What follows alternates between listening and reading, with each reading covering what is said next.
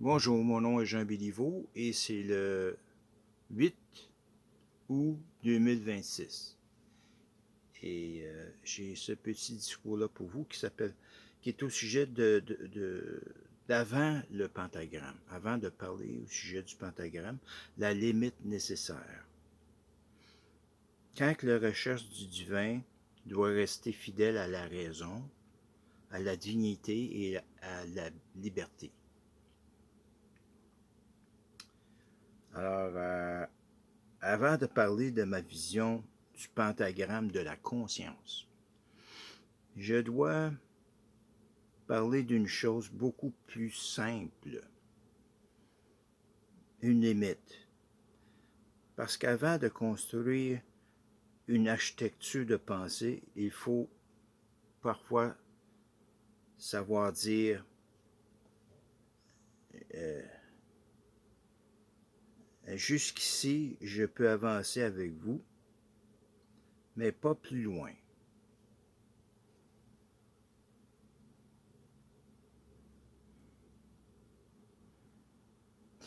Ouais. Okay. Ce n'est pas nécessairement un rejet de l'autre. Ce n'est pas nécessairement une condamnation. Euh, et ce n'est pas certainement pas une déclaration de guerre aux personnes qui ne pensent pas comme moi. C'est parfois simplement la reconnaissance d'une limite intérieure. Une limite qui permet de rester fidèle à sa conscience.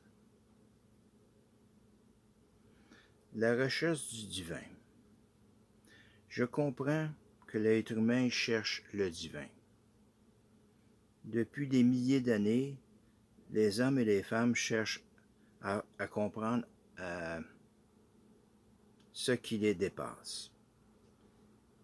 Ils cherchent Dieu, ils cherchent le sacré, ils cherchent une origine, ils cherchent un sens,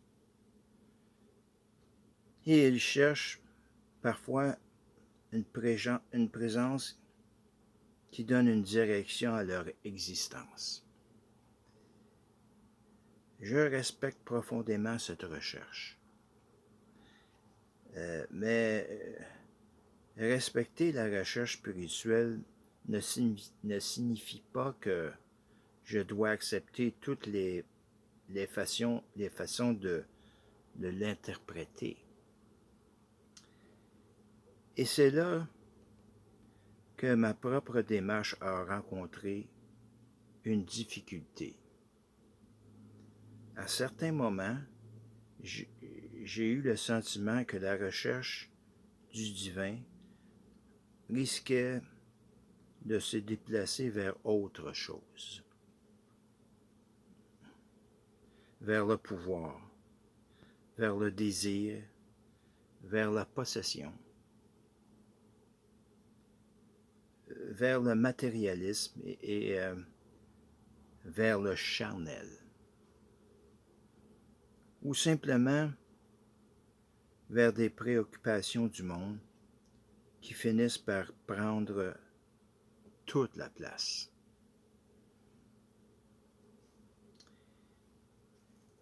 Et j'ai dit et j'ai dû me poser une question. À quel moment la recherche du divin cesse-t-elle de nous élever et commence-t-elle à nous éloigner de ce que nous cherchons? Dire non n'est pas manquer de respect. Pendant longtemps, on peut être diplomate, on peut être patient, on peut écouter, on peut essayer de comprendre. Et c'est une qualité. Mais la diplomatie ne doit pas devenir la complaisance.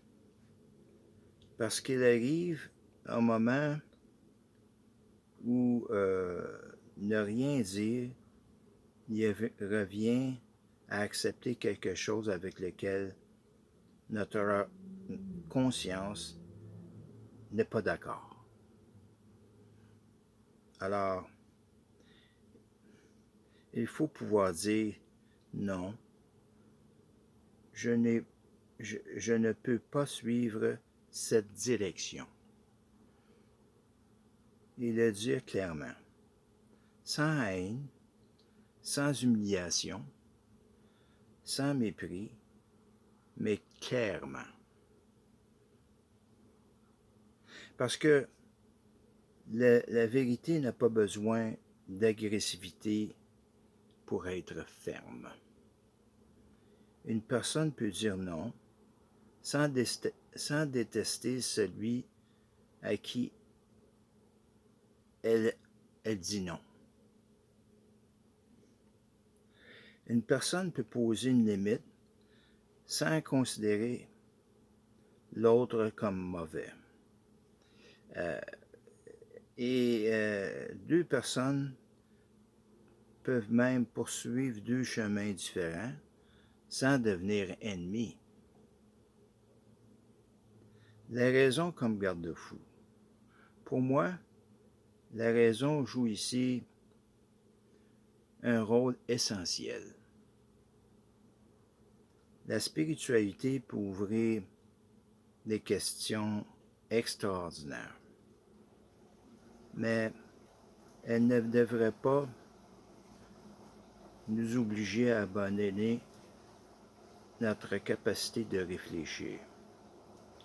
Si une idée spirituelle exige que nous renoncions complètement à la logique pour y adhérer, je crois qu'il est légitime de prendre du recul. Si une affirmation ne peut jamais être questionnée, je crois qu'il faut être prudent. Si une croyance nous demande d'abandonner notre dignité, notre liberté et notre jugement, il faut savoir s'arrêter. La spiritualité peut dépasser ce que nous savons, mais dépasser ce que nous savons ne signifie pas abandonner ce que nous savons.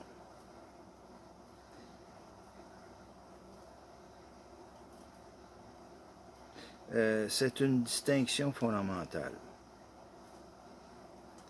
Le mystère peut commencer là où notre conscience s'arrête. Mais il ne devrait pas nous obliger à prétendre que nous savons ce que nous ne savons pas. Le divin et le symbolique. C'est aussi pour cette raison que j'ai choisi de parler du divin avec un langage symbolique. Lorsque je parle du fils de Zeus, de Jean le Magnificent, je présente une construction spirituelle qui appartient à ma vision. Je ne demande pas à quelqu'un de croire automatiquement qu'une affirmation métaphysique est un fait démontré. Je propose un symbole, une représentation, une manière de réfléchir à la conscience, à la sagesse et à la responsabilité et à notre relation avec ce qui ce qui nous dépasse. Et cette distinction me semble importante. Parce que le symbole peut être puissant sans avoir besoin de se faire passer pour une preuve scientifique.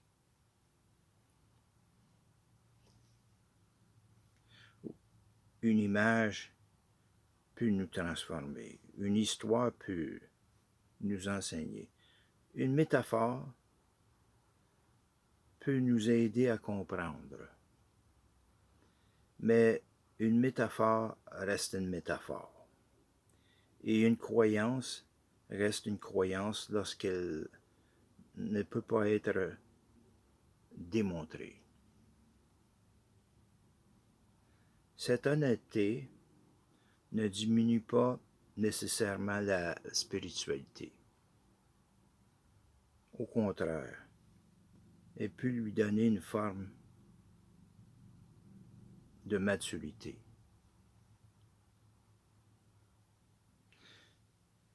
Je respecte votre chemin.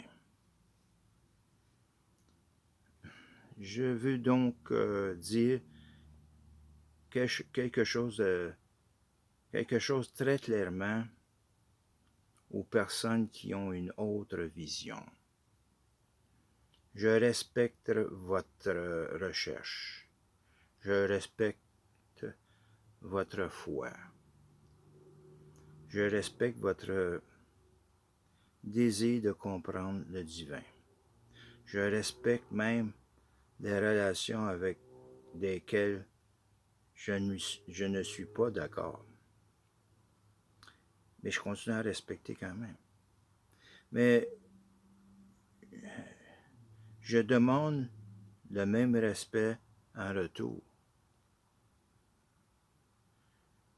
Je ne peux pas vous empêcher de poursuivre votre chemin.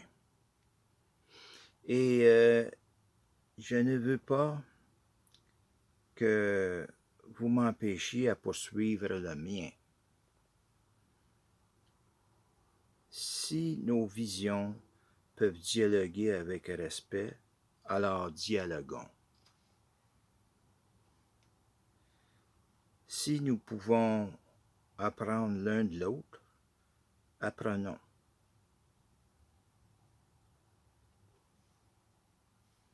Si nous décrivons que nous partageons certaines valeurs, construisons quelque chose ensemble. Mais si nous découvrons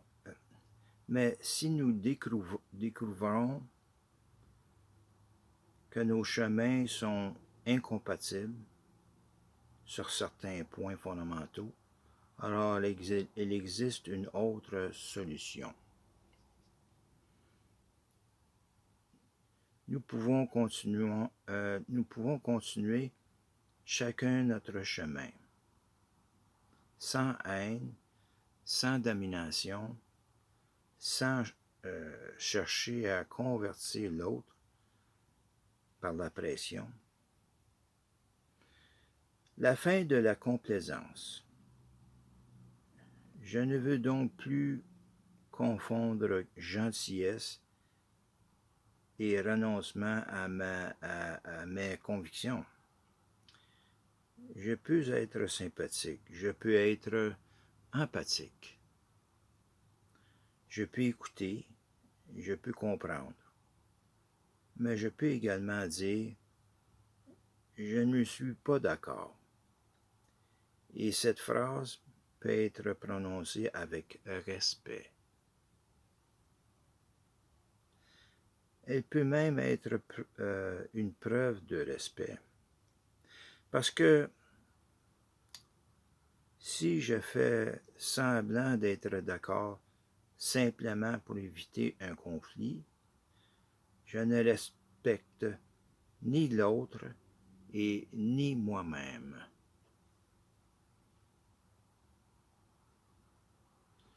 Une relation authentique peut supporter le désaccord.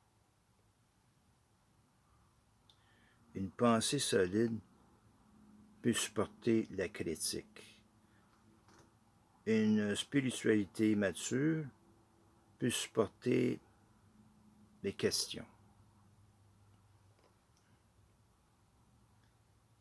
Et une personne libre doit pouvoir dire non.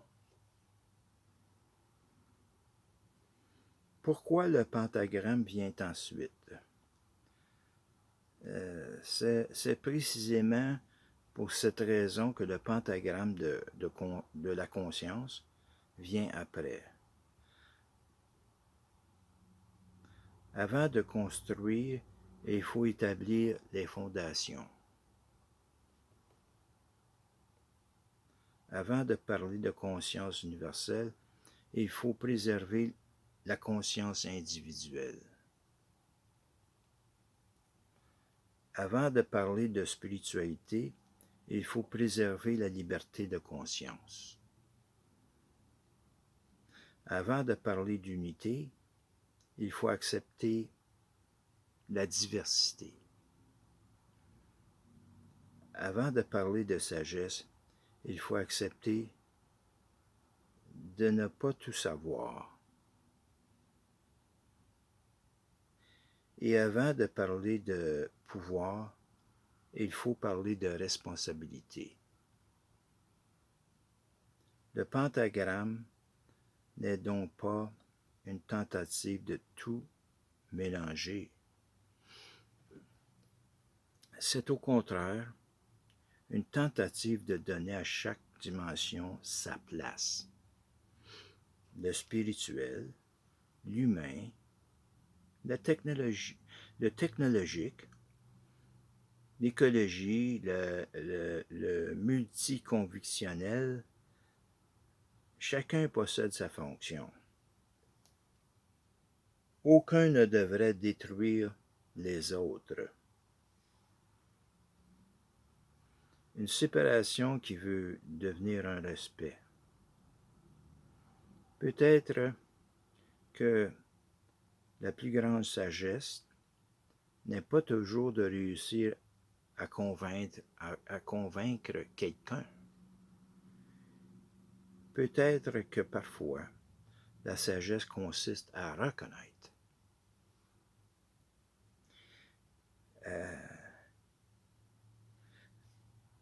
Nous ne voyons pas le monde de la même manière. Et à continuer malgré tout, à se respecter, je peux continuer mon chemin. Vous pouvez continuer le vôtre.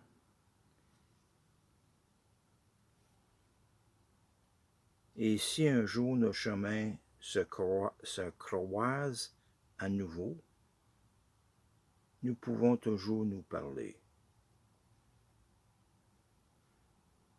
Parce qu'une différence de vision ne devrait pas automatiquement devenir une différence de dignité. Parce qu'une différence de vision ne devrait pas automatiquement... Oui, pardon, j'ai répété la même chose. Bon, ça c'est fait. Oui, bon, ok. Je passe à l'autre étape qui parle de conclusion, la liberté de chercher.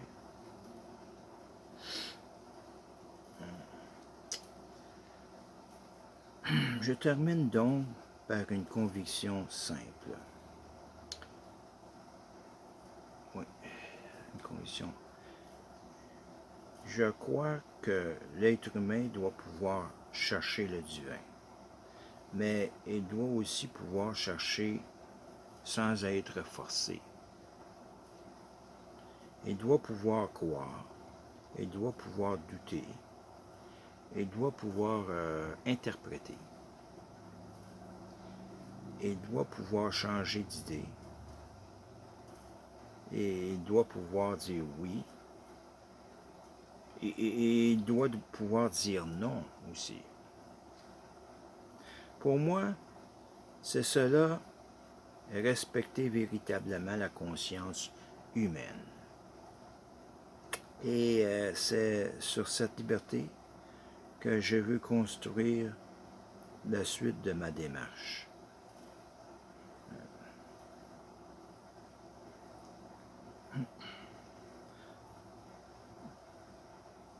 Pas sur la contrainte, pas sur la complaisance, pas sur la prétention de posséder toutes les réponses, mais sur une recherche honnête. Je ne prétends pas avoir fermé le livre du divin. Je veux continuer à le lire. Je veux continuer à le questionner.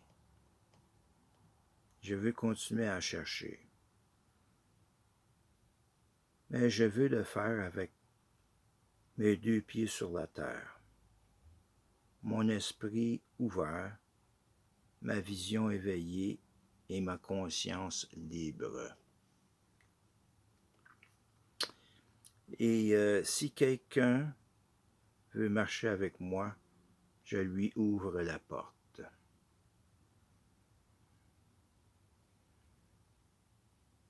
S'il veut prendre un autre chemin, je respecte son choix. Parce que la véritable liberté ne consiste pas à obliger tout le monde à marcher dans la même direction. Elle consiste à permettre à chacun de chercher la vérité sans perdre sa dignité en chemin.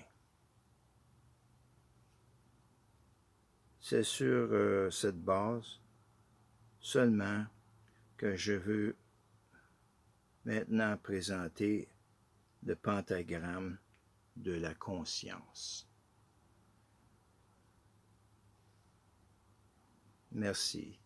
Bonne soirée à tous.